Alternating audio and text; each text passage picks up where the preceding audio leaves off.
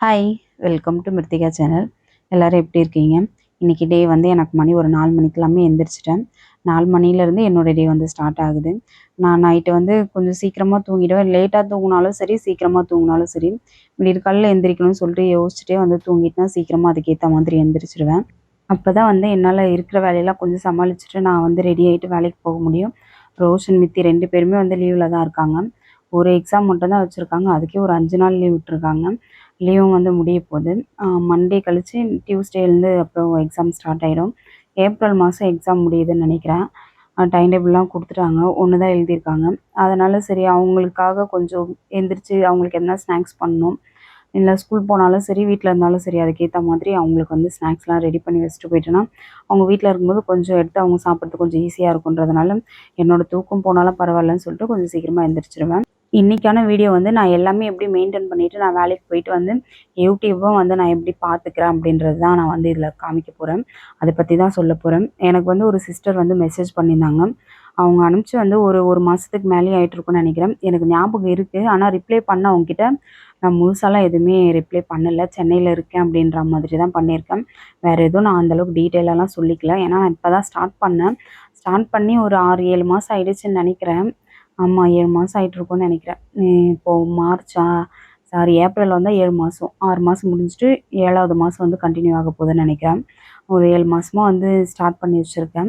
அதனால் எனக்கு சொல்கிறதுக்கும் கொஞ்சம் யோசிக்கிறதா இருக்குது. எனக்கு தெரியல, சரி சொல்லலாமா வேணாமான்னு தெரியல. எனக்கு அவங்க பேர் கூட ஞாபகம் இருக்குது. ஃபஸ்ட் டைம் அவங்க தான் மெசேஜ் பண்ணி என்னை இந்த மாதிரி கேட்டாங்க. "உங்கள் பேர் என்ன சிஸ்டர்?" அப்படின்னு கேட்டாங்க. அதுக்கப்புறம் "நீங்கள் என்ன ஊரில் இருக்கீங்க? நீங்கள் என்ன வேலை பார்க்குறீங்கன்னு?" கேட்டாங்க. நான் வந்து அப்போ எதுவுமே சொல்லலை. நேம்லாம் எதுவுமே சொல்லவே இல்ல.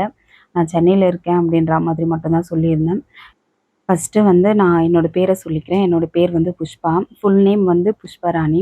நிஜமாவே எனக்கு என் பேர் பிடிக்காது. எங்க அம்மாகிட்ட நான் திட்டுவேன். "எனக்கு ஏம்மா இந்த பேர வச்ச?" அப்படின்னு சொல்லிட்டு. நான் யார்கிட்டயுமே என் பேர் அந்த அளவுக்கு சொல்லிக்கவே மாட்டேன். எனக்கு பிடிக்கவே பிடிக்காது. எங்க அக்கா பேர்லாம் நல்லாயிருக்கும். 2 அக்கா பேருமே நல்லாயிருக்கும். ஃபர்ஸ்ட் அக்கா பேர் வந்து தமிழ்ச்செல்வி. எனக்கு இன்னொரு அக்கா இருக்காங்க. அவங்க பேர் தமிழரசி. என் பேர் வந்து தமிழேந்தின்னு தான் வச்சாங்க. அப்போ வந்து ஜாதகம் இந்த மாதிரிலாம் எதுவும் பார்த்துலாம் பேர் வைக்கல. சும்மா அப்படியே போற போக்குல ஒரு பேர் வச்சுருவாங்க. அந்த மாதிரி தான் எனக்கு வச்சாங்க. இது வந்து என்னோட மிஸ்ஸு வச்சாங்கன்னு நெனைக்கிறேன். எனக்கு நிஜமாவே என் பேர் பிடிக்கவே பிடிக்காது. தமிழேந்தின்னு வச்சா கூட எனக்கு ரொம்ப பிடிச்சிருக்கும். என்னோட பேர் வந்து புஷ்பான்னு தான் கூப்பிடுவாங்க. அதுக்கப்புறம் வந்து எங்க சொந்த ஊர் வந்து காஞ்சிபுரம் தாண்டி செய்யாறு. அப்புறம் வந்து நாங்க இங்க வந்து சென்னையில இருக்கோம். நான் வந்து வேலை பார்க்குற இடம் வந்து கார்மெண்ட்ஸ்ல வேலை பார்க்குறேன். இந்த டீட்டெயில் வந்து நான் எதுக்காக சொல்றேன்னா, எனக்கு வந்து மெசேஜ் பண்ணியிருந்தாங்க. அந்த ஒரு சிஸ்டருக்காக மட்டும் தான், வைதேகி சிஸ்டர்ன்னு நெனைக்கிறேன். அவங்களுக்காக மட்டும் தான் நான் சொல்லியிருக்கேன்.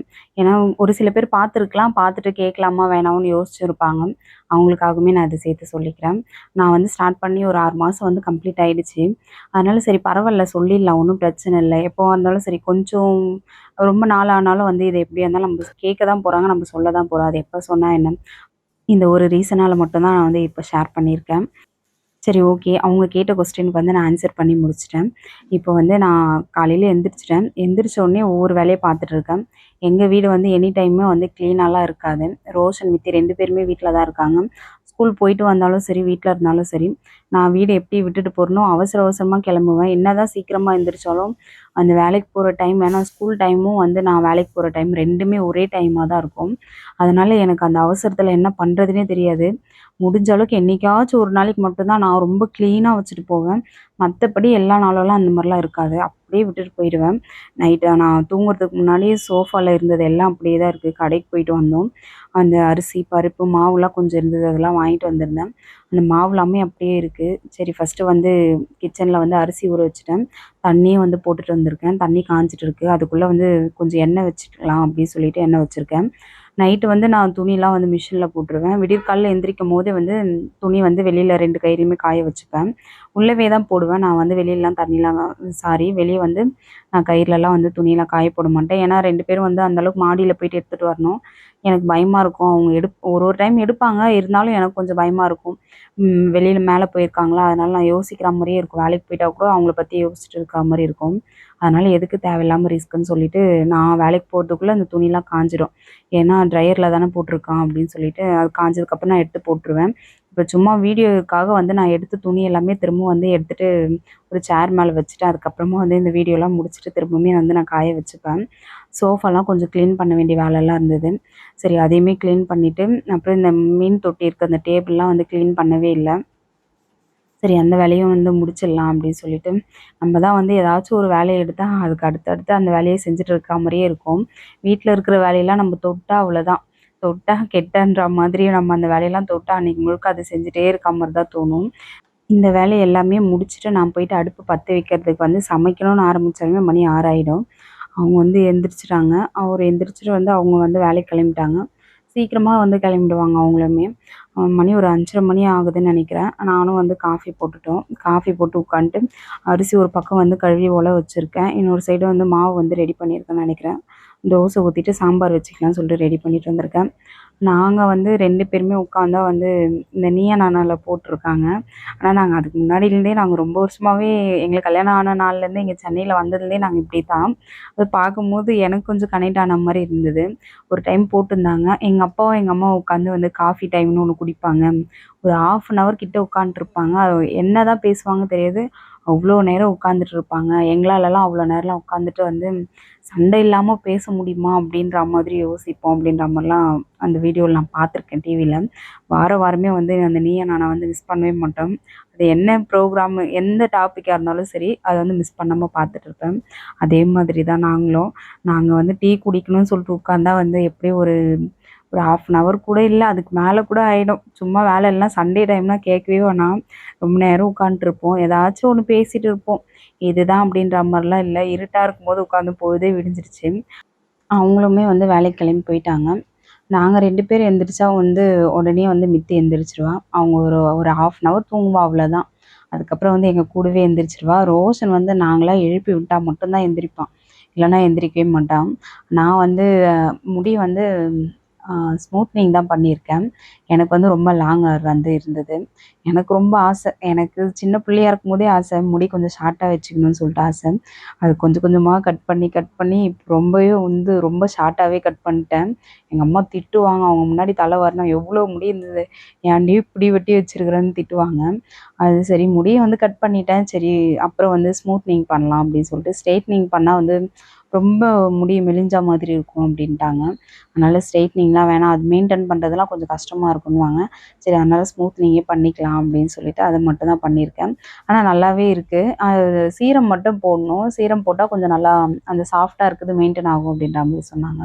அதனால வந்து எப்பவுமே வந்து தலை குளிச்சுட்டா வந்து சீரம் போட்டுப்பேன். அதே மாதிரி தான் சீரம்லாம் போட்டுட்டு அதுக்கப்புறம் வந்து நான் கடைக்கெல்லாம் போயிட்டு பூவெல்லாம் கொஞ்சம் வாங்கிட்டு வர வேலை இருந்தது. அதுவுமே வாங்கிட்டு வந்துட்டேன். அரிசி வந்து சாப்பாடு ஒரு பக்கம் வெந்துட்டுருக்கு. இன்னொரு சைடு வந்து சாம்பாருக்கு தான் ரெடி பண்ணிட்டு இருக்கேன். சாம்பார் வச்சுட்டு வந்து வடை வந்து செஞ்சுக்கலாம்னு சொல்லிட்டு, வடை வந்து எனக்கு செய்ய வராது. குட்டி குட்டியா போண்டா மாதிரி, மினி போண்டா மாதிரி போட்டுப்பேன். அதுக்கு தான் ரெடி பண்ணிட்டுருந்தேன். அதையுமே வந்து அரைச்சு வச்சுக்கலாம்னு சொல்லிட்டு ரெடி பண்ணியிருக்கேன். இட்லி ஊத்தியிருக்கேன். சாரி நான் ஃபர்ஸ்ட்டு வந்து தோசைன்னு சொல்லிட்டேன்னு நெனைக்கிறேன். ஏன்னா இத எடுத்து கொஞ்ச நாள் ஆயிடுச்சு. ஆ நான் மறந்துட்டேன். நான் என்ன செஞ்சேன்றதே நானே மறந்துட்டேன். ஒரே நாள் எடுத்த வீடியோ. இதுக்கு முன்னாடி போட்டதெல்லாம் வந்து ஒரு 2 நாள் வீடியோ, 3 நாள் வீடியோ வந்து சேர்த்து சேர்த்து போடுவேன். இது வந்து அன்னைக்கு எடுத்த வீடியோ காலையில எடுத்துட்டு ஈவினிங் வரைக்குமே வந்து நான் எடுத்து அத கன்டின்யூ பண்ணியிருந்தேன். சரி ஒரு நாள் வீடியோன்றதுனால நம்ம ஃபுல்லா காமிக்கணும் அப்படின்ற மாதிரி வந்து ரெடி பண்ணியிருந்தேன். இதுக்கப்புறம் வந்து வெயில் டைமா, இதுக்கப்புறம் கத்திரிக்காய், முருங்கைக்காய், மாங்காய் இந்த காம்பினேஷன் வந்து பிரிக்கவே முடியாது. சாம்பார்லலாம் ரொம்ப சூப்பரா இருக்கும். எனக்கு ரொம்பவே பிடிக்கும் இதெல்லாம் போட்டு செய்யும்போது. மாங்காய் முடிஞ்ச அளவுக்கு எல்லா குழம்புலயும் வந்து மாங்காய் சேர்த்துப்போம். பருப்பு வந்து வேக வச்சிருக்கேன். இன்னொன்னு வந்து வடைக்கு வந்து உளுந்து வந்து போட்டிருக்கேன். இது வந்து மினி போண்டா, வடையும் இல்ல. மிளகு போட்டுட்டு நம்ம அத அப்படியே குட்டி குட்டியா போண்டா மாதிரி போட்டு எடுத்துக்கலாம்.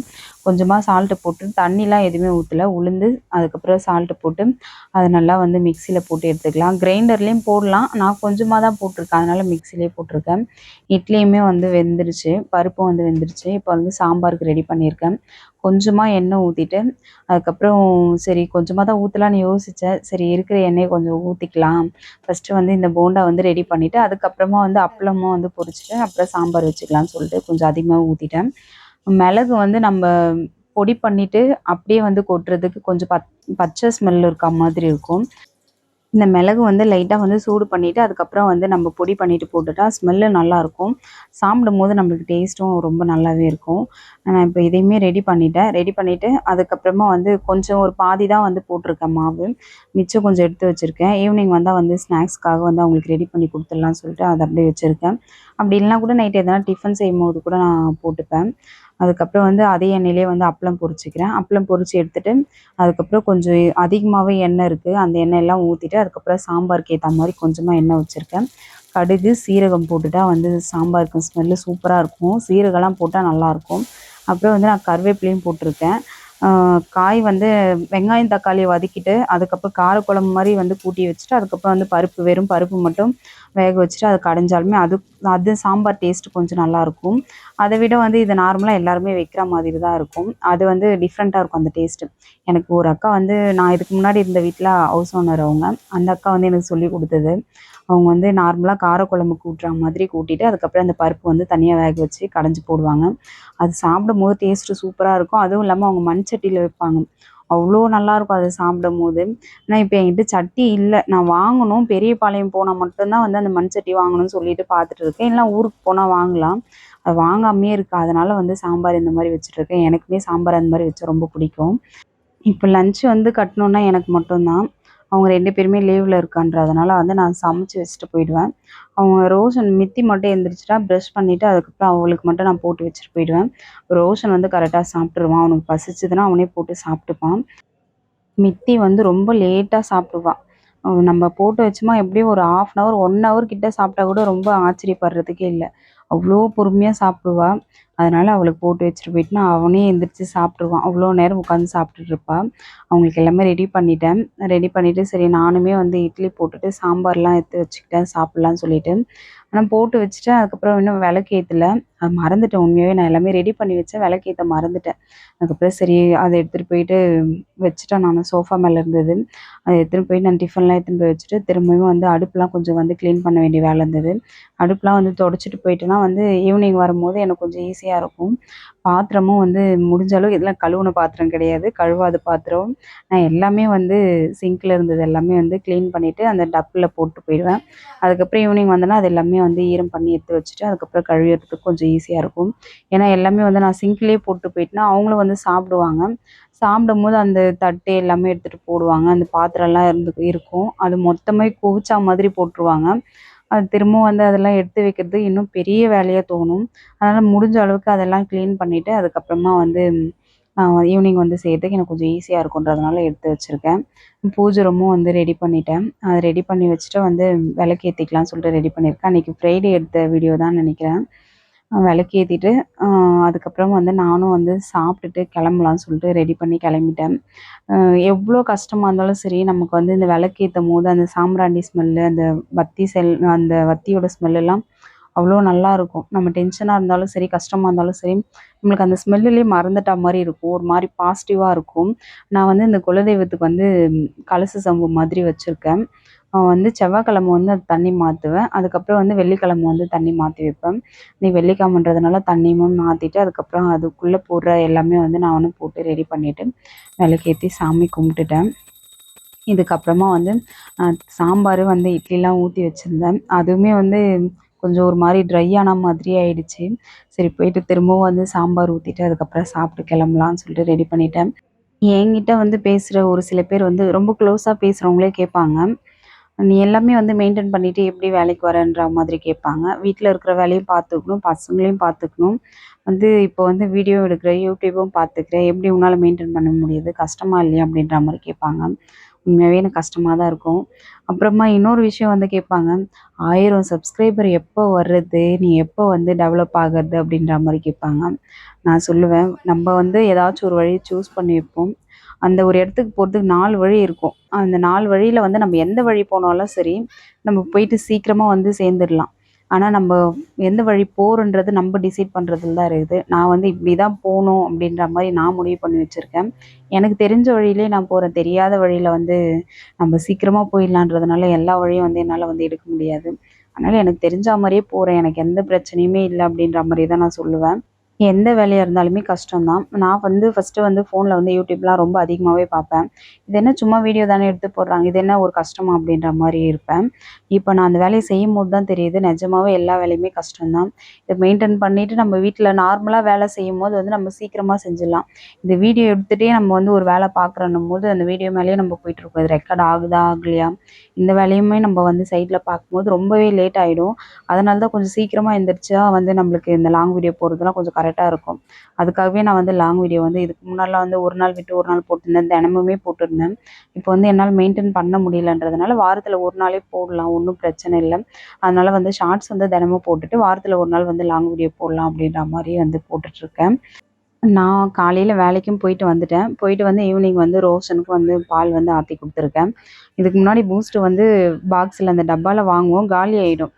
அதனால சரி ரொம்ப சும்மாவே எடுத்து சாப்பிடுறாங்களேன்னு சொல்லிட்டு பாக்கெட்ல வாங்குறேன். பாக்கெட்லயும் வந்து ஒரு நாளுக்கு 2 பாக்கெட் வாங்குற மாதிரி இருக்கு. இதுக்கு நம்ம பேசாம அதையே வாங்கிடலான்ற மாரி தான் தோணுது. எப்படி இருந்தாலும் சும்மா தான் எடுத்து சாப்பிடுறாங்க. சரி ஓகே இந்த மாசம் வந்து சேலரி வாங்கிட்டா வாங்கிக்கலாம்னு சொல்லிட்டு ரெடி பண்ணோம். ஃபர்ஸ்ட்டு அத வாங்கணும். ரோஷனுக்கு பிடிக்கும் பூஸ்ட், ஹார்லிக்ஸ்னா. அதனால அதையுமே ரெடி பண்ணணும். இன்னியோட நாள் வந்து எனக்கு இப்படி தான் போச்சு. தினமுமே என்னோட நாள் இப்படி தான் போகும். ஒரு நாள் வந்து ரொட்டீன் வீடியோ மாதிரி நான் வந்து காமிச்சிருக்கேன். ஏன்னா 2 நாள் 3 நாள் வீடியோ சேர்த்து போடுறது, இது ஒரே நாள் போடுறது இன்னுமே கஷ்டமா இருந்தது. சரி ஓகே பரவால்ல. வீடியோட எண்டுக்கு வந்துட்டோம். Thank you. பாய்.